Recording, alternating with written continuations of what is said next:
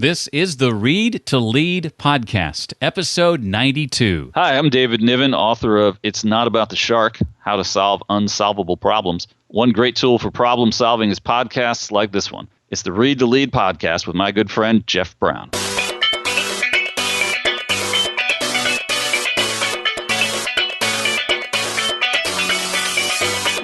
Every company's got the same number of really great people, mediocre people, and terrible people. And the moment we think we're smarter than the other company, the competitors, we're going to lose. Welcome to the Read to Lead podcast with Jeff Brown. Jeff believes that if you desire to achieve true success in business and in life, then consistent and intentional reading is a must. The Read to Lead podcast will not only help you narrow this ever-important reading list, but also bring you key insights and valuable feedback from some of today's most successful and inspiring authors. And now, here's Jeff. Hi there, and welcome to the podcast dedicated to your personal and professional growth, where each week we sit down with a successful and inspiring author and we discuss his or her latest book and insights into areas like leadership, personal development, productivity, career, marketing, business, and entrepreneurship. In today's episode, you and I get to sit down with Chuck Bamford, author of The Strategy Mindset. I've dug into the book for you, and I plan to ask Chuck about things like the 4 keys executives can use to gain a strategic grasp on their environment, defining your perfect customer and the issues to be aware of when the need to branch out inevitably arises, the 5 simple tests your company's resources or capabilities must pass in order for them to be a true competitive advantage for you, and a lot more. If you've yet to join the private Read to Lead Facebook group, you still can. If you're in the United States, you can text the phrase Read to Lead, all one word, to 33444. Do that right from your mobile device, and I'll be sure you get an invitation into the group. If you're outside the United States, you can visit readtoleadpodcast.com/group. I am happy to say that this episode of the Read to Lead podcast is supported by SoFi. They're a leading marketplace lender where you could save thousands when you refinance your federal and private student loans at lower rates. As a Read to Lead listener, you can take advantage of their special $200 welcome bonus when you refinance those student loans. Just go to SoFi.com/Read to Lead to find your rate online right now. Dr. Chuck Bamford is the managing partner of Bamford Associates, a firm focused on developing practical strategic plans and working with companies to implement those plans throughout the organization. He spent 12 years in industry before earning his PhD. And for the last 20 years, he's taught strategy and entrepreneurship at the undergraduate, graduate, and executive levels, having won numerous Excellence in Teaching awards along the way. He is the author of 5 textbooks in both strategy and entrepreneurship, and his research studies have appeared in the top journals of both fields. His latest book, and the one we're going to be talking about today, is called The Strategy Mindset. Chuck, it's a pleasure to have you here. Welcome to the Read to Lead podcast. Jeff, thanks very much. I'm looking forward to it. Well, I found it to be a very quick, easy read, just a nice, short, concise 115 pages. I think more business books need to follow that rule, frankly. And if you've ever felt like you and your company struggle with strategy, there is good news because you're not alone, according to Chuck. He says businesses are, in fact, terrible at strategy. So why do so many businesses, Chuck, struggle with this? It's funny. Everyone uses the word strategy, and every time you talk to somebody, they can tell you what they think their strategy is. Unfortunately, it's almost always tactics. It's almost always, what are we going to do for the next step? What do we think will work? And it's much like throwing things up against the wall, or they'll use one of those sort of popular press kind of approaches and hope that it works out. And so in the end, most companies just don't really understand what strategy is, and once they do, they can do it very well. But it's rarely taught correctly, and especially for the folks who have been in business for a long time, it's not something that was ever part of what they learned when they were in universities. I once had a leader say to me, and this is kind of how it stuck for me. Tell me if you think this is an accurate assessment. He said that tactics are doing things right. Strategy is doing the right things. In other words, you can do things right all day long, but if they're not the right things, then you're up a creek. I think that's brilliant. Absolutely. Well, there are a number of longtime strategy myths that Chuck talks about. What are some? I think there's 7 in the book in all. What are some of the more common ones, Chuck? And so this is usually the point where I either frustrate people and they walk away, or they love it. So you get sort of there are a whole series of sort of classic strategy myths. So let us go down a couple of them. One is that SWOT is strategy. So most business people have dealt with SWOT. The strengths, weaknesses, opportunities, and threats. Was popped out by Michael Porter back in the 70s as a framework to use, and is brilliant as a framework. It's terrible as an analysis tool. So, you typically see people do SWOT by putting groups together, and they've got Post-it notes all over the place, and it's whatever they think a strength is or a weakness is, and they modify it, and then, oh my gosh, they've got a strategy. And the problem is that there is no analysis whatsoever. So they have no idea whether it's really a strength or really a weakness. So the question is, do we really want to know our strengths? And the answer is yes, of course, but we've got to have some tool. There's got to be some approach that really is validated in the research and is really well used to figure out what those strengths are. Exact same thing with the weaknesses and with opportunities and threats. And so I'll tell you a fast story about SWOT, and I'll let this one go. But back when my now 29-year-old son was in third grade, I asked him to do a SWOT analysis of his third grade class. So he did it. It took me about 3 minutes to teach him how to do it. And I went to his teacher and asked her to do the same, and went to the principal and asked her to do the same. And stunningly, none of them aligned. So my son's number one strength of third grade class was recess. And his second one, of course, was lunch. You got it exactly right, without any prior prompting. And to him, that was it. And so when you go through the analysis, at the end, if we're going to go play this little game, then we might as well just hand it to the principal and say, just tell us what the strengths are. You could be dead wrong, but at least we'll know what they are and we can move forward, because everyone has an opinion. By the way, just real quickly, my son accurately described his teacher as a strength, a weakness, an opportunity, and a threat. And he was absolutely true. And so that's one of the classic problems, is everything's a strength is also a weakness, and vice versa. Another classic myth is that our people are our competitive advantage. So every company we go to work with, almost always they'll say, our people are our strength, Chuck. And 20 years ago when I started working with companies on this stuff, I used to laugh. But then I found, Jeff, they don't have a real humor about this.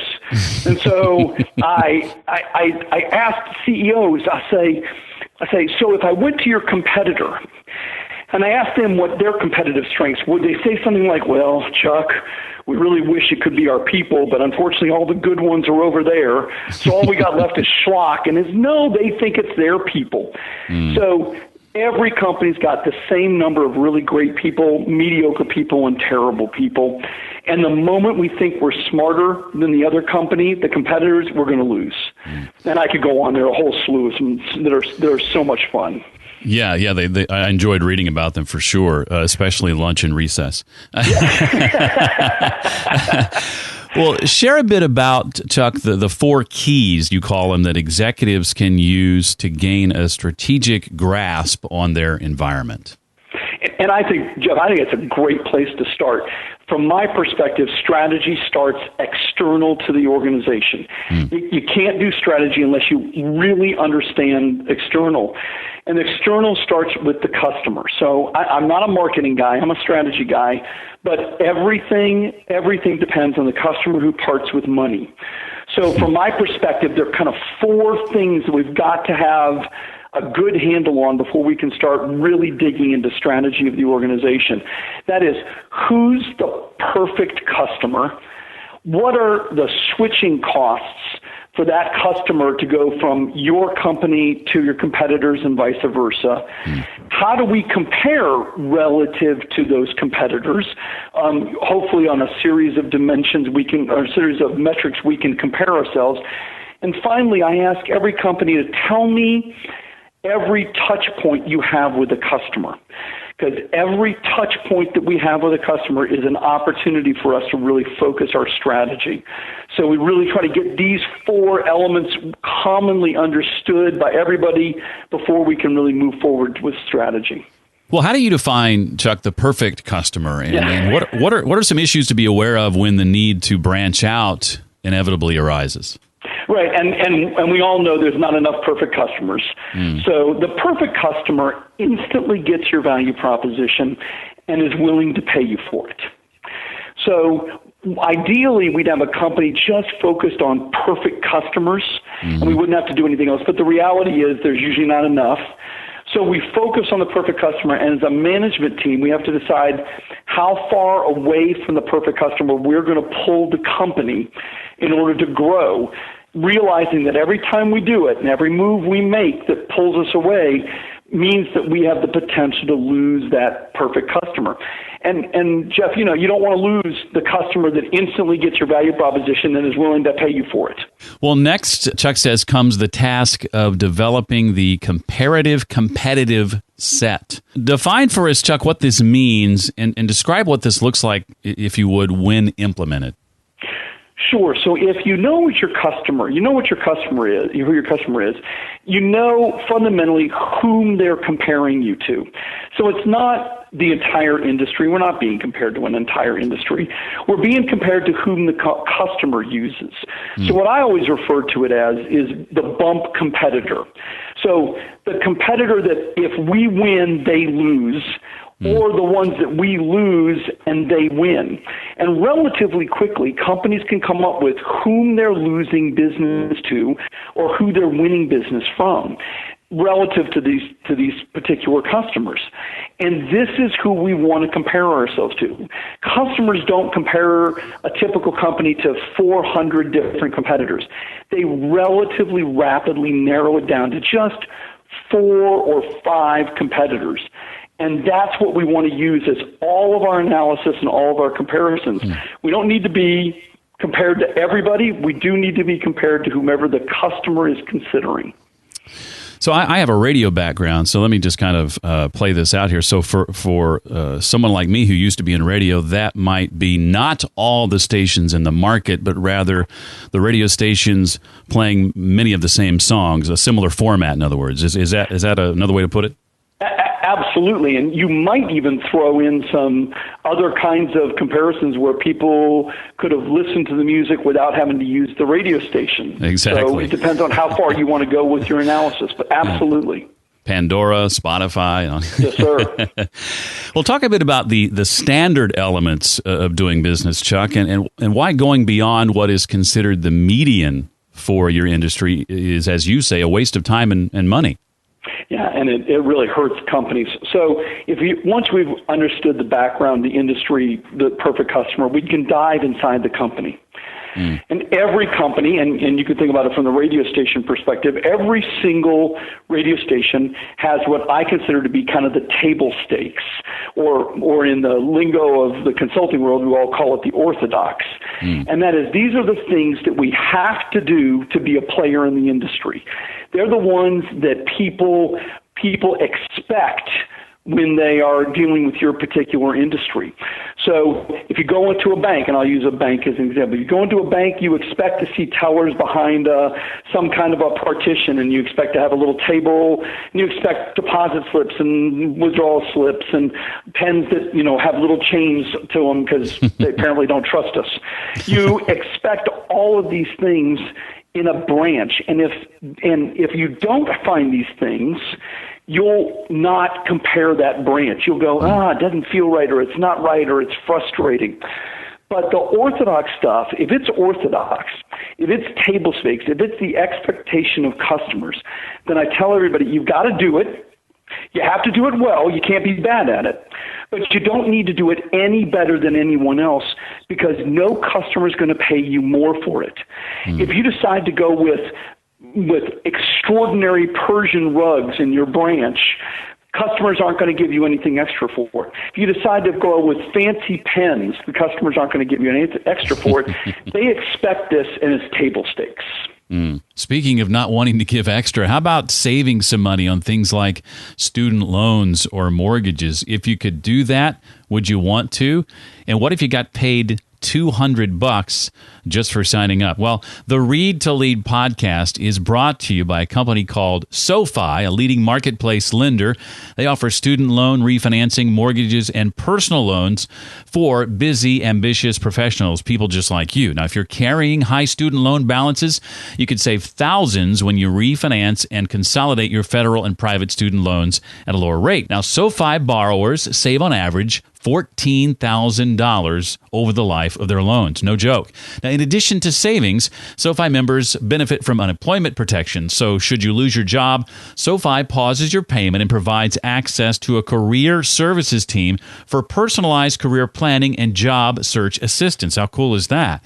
Well, to check out a full list of products and benefits, visit SoFi.com/read-to-lead. They've, in fact, set up a special page just for listeners of this show.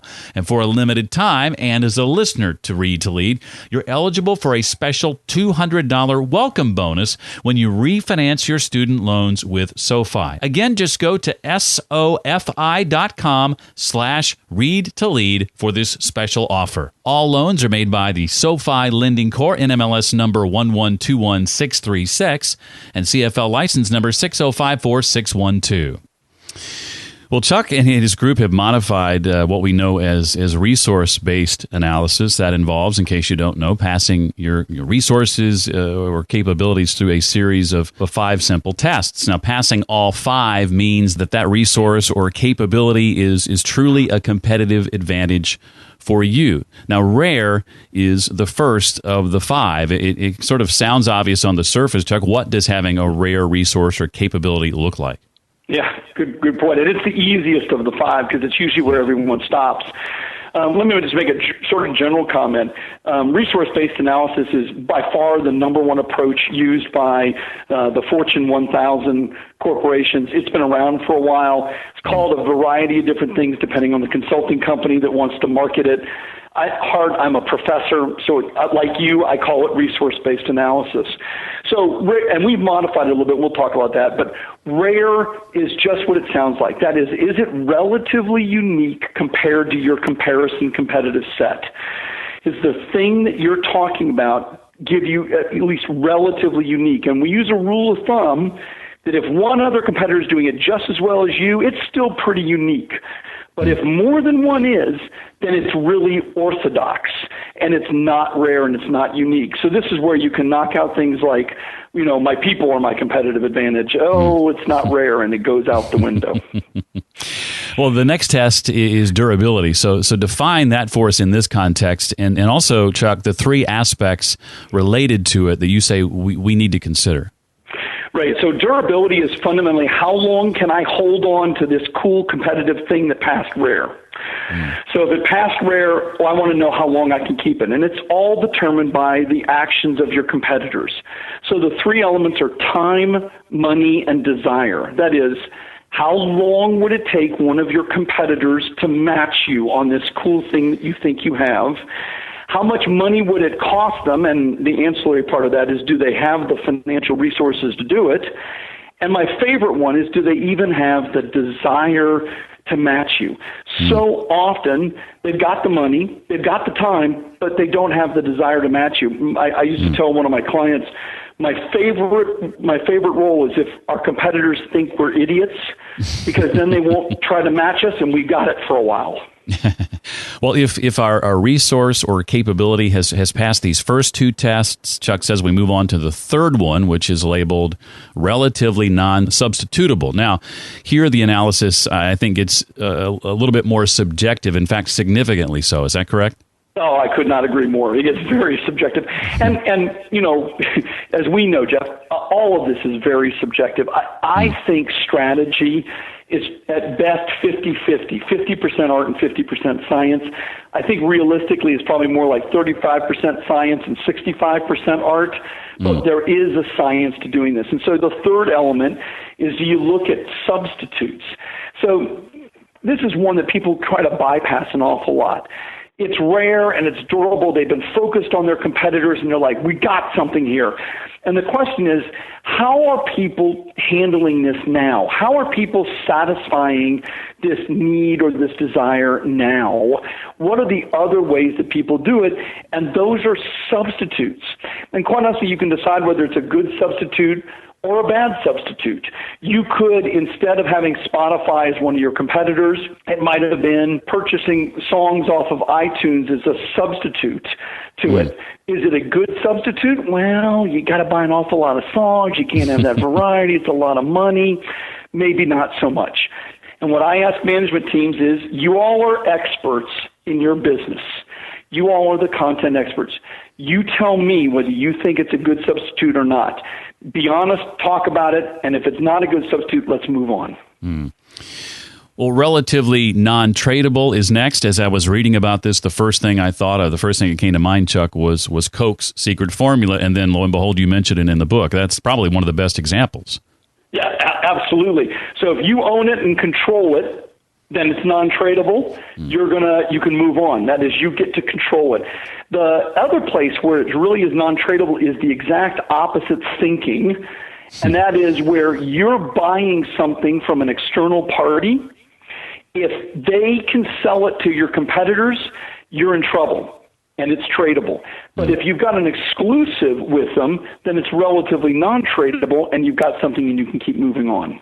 And that brings us to the last test. It's the valuable test, and Chuck insists this test come last, but in the classic resource-based analysis approach, it's often first. So what's significant, Chuck, about the change in the order between now and, say, what you were doing 20 years ago?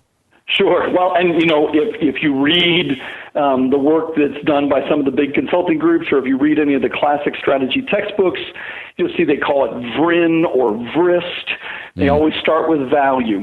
Look, we have found in our research, and we've done this now with literally hundreds of companies, and in our big research with thousands of companies, most things fail at rare. The next most fail at durable, and then you can go on down the line. I can't see a reason to grind executives through trying to calculate how they're going to get value from something if later it fails at rare. So we reversed the order of this thing. Let's get rid of the things that fail along the way before we really try to figure out how we're going to get value. And that is, of course, can we charge more for it? Does it cost us less to do it?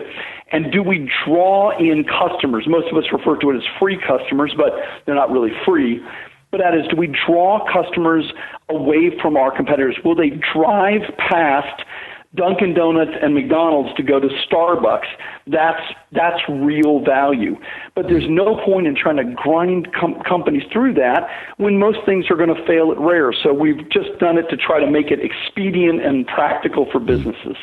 That makes sense. Pass the most difficult tests first and then move on to the others. Well, believe it or not, as detailed as we've gotten here, we've only covered about the first 5 of 10 chapters of the book. I do have some questions I want to ask Chuck, not directly related to the book. But before I do that, is there anything else you want to make sure we know about? Well, I think my take on strategy generally falls under the following kind of elements. I think it's all about fit, alignment, and consistency.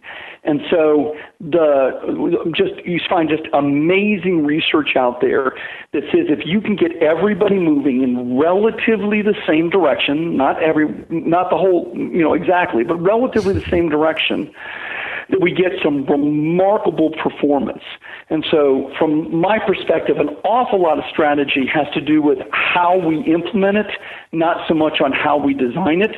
We can make errors in design, but if we're really good about our consistency and our alignment and our fit, companies just do remarkable stuff, Jeff. It's fun to watch. Well, I'm wondering, Chuck, I'll put you on the spot here for a second, if you can name for us a couple of books that you have read or maybe you're even currently reading, either way, that have had an impact on you, and share how or why they've impacted you as they have.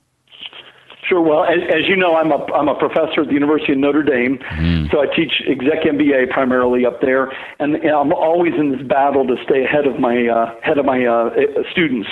So I try to read 2 business books a month And sometimes I go back and reread ones. So right now, I will admit that I am reading American Icon for the second time.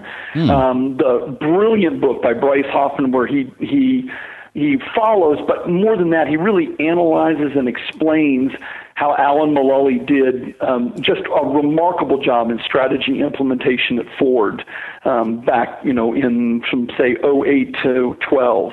I just love the book. And then, and because I'm coming up on my classes or getting ready to start again, I'm rereading The Tipping Point by Malcolm Gladwell. Oh, yeah. He just does such a remarkable job of taking hundreds of research articles, as you know, and pulling it down and pulling it together so that it's readable and easily understood. I just think he does a brilliant work. Well, you lecture obviously often. I would assume you do a fair amount of public speaking, and I think it plays a major role in the level of a person's success, being able to do it effectively. So I'd be curious to know what some of your tips are, Chuck, for delivering an impactful and memorable public talk. I always hope to get infinitely better at this. I end up doing at least 2 speaking engagements a week. Here's how I take it. I don't know whether it's the right way or the wrong way. It's certainly what I do. My goal is by the time I'm finished, that the audience walks away with something that they can actually use in business immediately. And I feel like if I don't do that, then I've wasted their time. So I try to do what I refer to as edutainment, and that is try to be funny and kind of keep them awake and keep them active, but I really want every single time for them to walk away with something that they can use immediately. And I cross my fingers and hope to keep getting better at this. Well, to those whose lives you've touched, your family, friends, colleagues, clients, your students, at the end of it all, how do you hope to be remembered, Chuck? I hope that they know that I care. I think about this especially with family and friends and I have my grandkids. I hope that they understand that I care and that it matters. But also at the end of the day, I want to make an impact. When the end of each year comes and the end of my life ends up coming, I really want to know that I made an impact and I made a difference. So I hope that's what happens as a legacy, Jeff. Well, what's next on the horizon for you, Chuck? What are you and your team working on now, maybe that's got you excited? Actually, great day to ask that question. We are working with a couple of very large clients who have decided that they really want to make a difference in the way they approach strategy. So we've used as a criteria for picking up clients that they really want to make a change and that they're ready to really take on all the sort of average things and put them aside and try to figure out what really differentiates them relative to their competitors. And so recently we've had several very big companies in the multi-billion-dollar range ready to do this.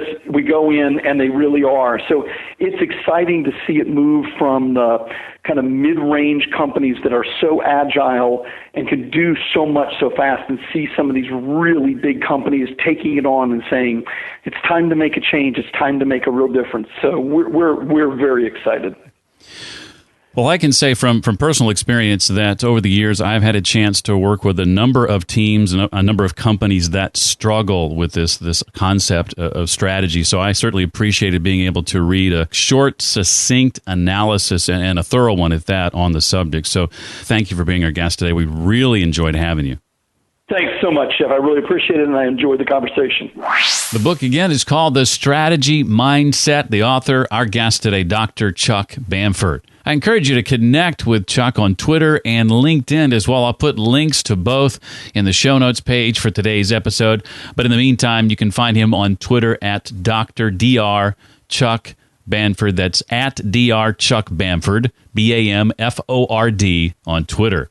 In addition to those links to connect with Chuck, I'll add links to the other resources we talked about as well. You can find them all at readtoleadpodcast.com /092 for episode 92. If you happen to listen to the podcast on an Apple device using the built-in podcast app, one way to view the show notes page quickly and easily is just by tapping on the Read to Lead podcast logo.